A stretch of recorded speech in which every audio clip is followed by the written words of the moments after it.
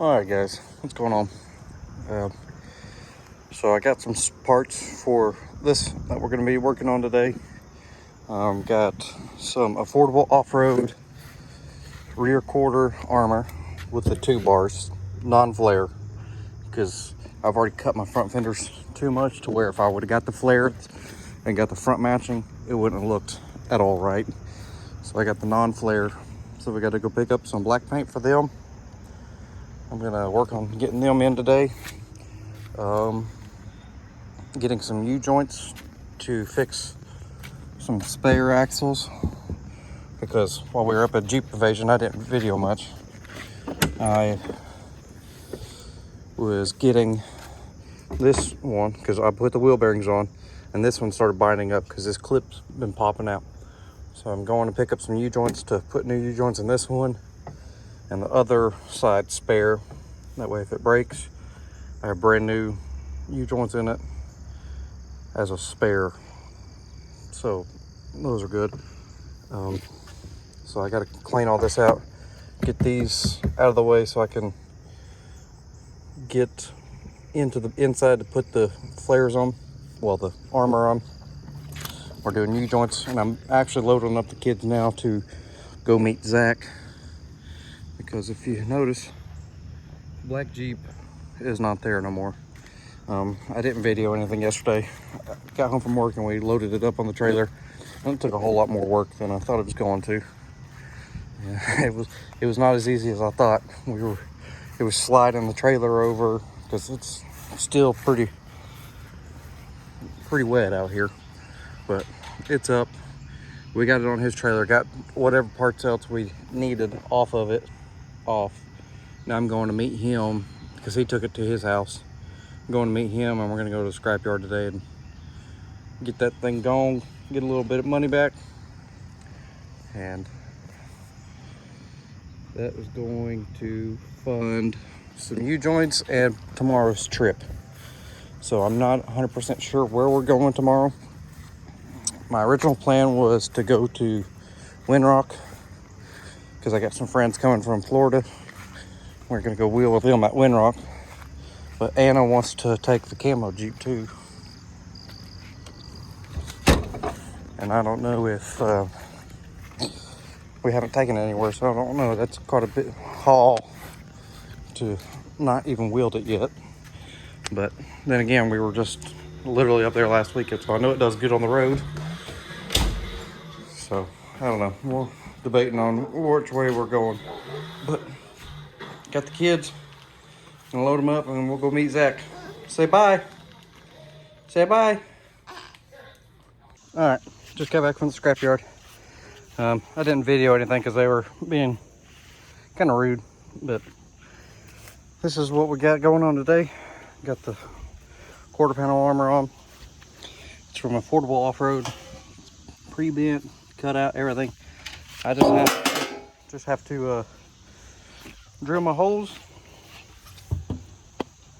and put the hardware in, which they provided. I also provide the hardware. I also went and picked up some black paint, paint them, because I'm not going to leave them that raw metal. They're already rusty. Picked up U-joints, so I'm going to change 2 and have a spare. So, all right, I know I need to change 1 now. I might go ahead and just change both, because I have, let me show you. So this is the original axle. I put the new wheel bearing on. This cap right here actually is the one. The clip that hold them in was popped down and the cap was coming out. So it tells me that it's gonna break. So I went ahead and put one of the spares in. So I'm gonna put a new U-joint in this one, leave this one out as a spare because there's no reason to change it right now. And this other one, I'm gonna go ahead and put a U-joint in this one. That way, if I break 2 that I have in there now, I have 2 with brand new U-joints to put back in. But to get on with putting the armor on, we are taking the bolts out so I can get to this panel. I'll get this panel out. Once this panel is out of the way, I'll be able to get in there and to the back side for the bolts. So that's what we are currently doing. So I got to get that clip off real quick. I'll get this panel out of the way. And I'm going to start with this side because it is the hardest side because of, you know, I got the filler neck here. So it's going to be the hardest to reach down in there. I might even go ahead and pull this tail out of the way. That way I can get to the back side for these two corner ones. Just give me the best way in to grab them. But I'm going to go ahead and get some of this stuff out of the way so I can get to it. All right, so as you can see, it matches the folds. It ain't perfect, but I just really have to get it pretty level, because as you can see, I'm not.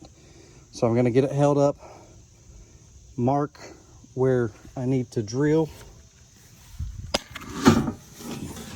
and I'm going to drill that corner, probably the two bottom, probably the four corners, well, five corners really. Those two, and that one down there. Go ahead and just drill them, and then paint it up, and I'll drill the rest of them. It's kind of a two-person thing, but I'm gonna see if I can manage. Carson's out here playing in the yard. Just let her run around, have some fun while I do this. You know, Remington. And Oliver's in there eating right now, so I'm gonna see what we can come up with just me. And how I'm gonna try to manage to do this is I'm gonna hold it up, get it to where I want it, where it's somewhat squared off. Got my pen.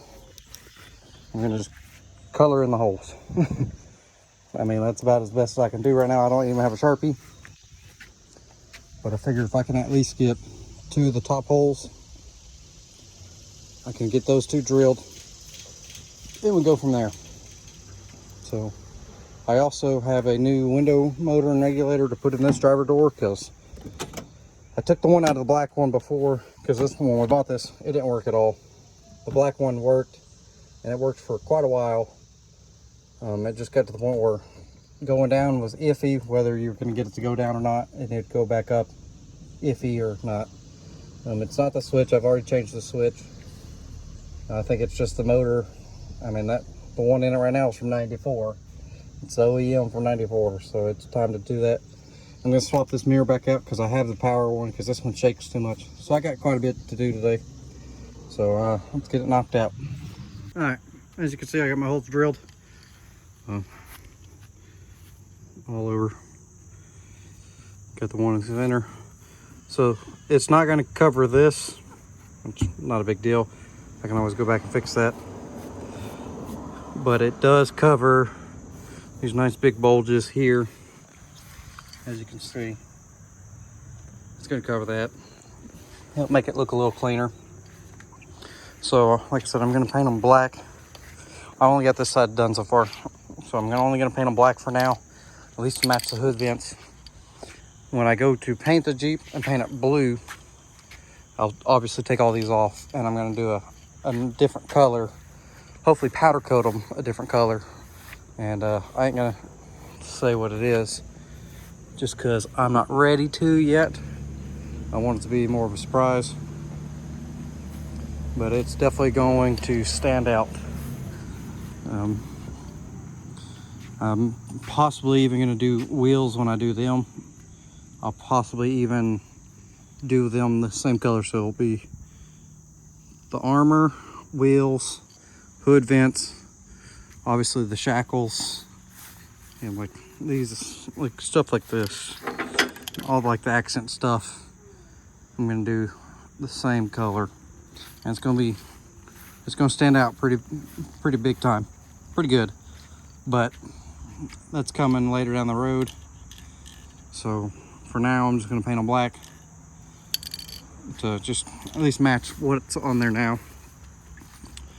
It's gonna be a little difficult to get all the bolts and nuts started by myself, but we're gonna paint front and back. And then before I go put it on, I'm gonna silicone the edge on the back so water doesn't come in the side when it rains, and it should keep it from rusting on top of the paint. I don't want no water getting inside the Jeep, because obviously I just drilled a bunch of holes in there.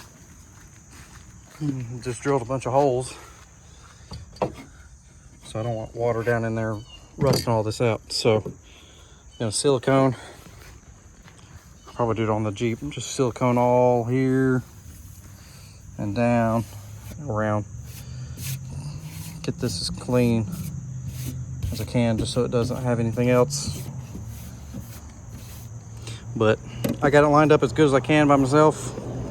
I ain't looking for perfect, I'm looking for protection and to hide these big old dents. As you can see right there's one. This side's got it too, as you can see, dents in. So I'm gonna get that all going. But I'll go ahead and paint these, and when they're done, when this one's done, I'll silicone it, and I'll show you what I mean by what I'm siliconing. All right, so I got some RTV on it. Just covering each of them, one of the holes, that way water doesn't get into them. Not much, just, I mean, really just to keep the water out. So I'm gonna go ahead and, it's painted. Not amazing, but I'm gonna bed line it too, so not a big deal. I'm gonna go ahead and get it on, get it all bolted up, and I'll show you when I get it bolted up. All right, so new window, motor and regulators in, down, up, works, still cleaning up. Armor's all in, or all on. Gas tank still opens. It looks like it's gonna hit, but it don't. It is close, but that's good. Got it all sucked down. I'm gonna go over and put some black RTV along the edges also, just so no water can get in. The way these were bent, obviously it's thick metal, so it doesn't bend all the way, so it didn't suck down all the way in some spots. So that's why I'm gonna go ahead and just black RTV around the edges, just so water don't get in behind them. But now at this point I'm cleaning up, because we got some family business to take care of. I didn't get to the U-joints, but we'll do that another day. We'll make it a separate video. Thanks for watching.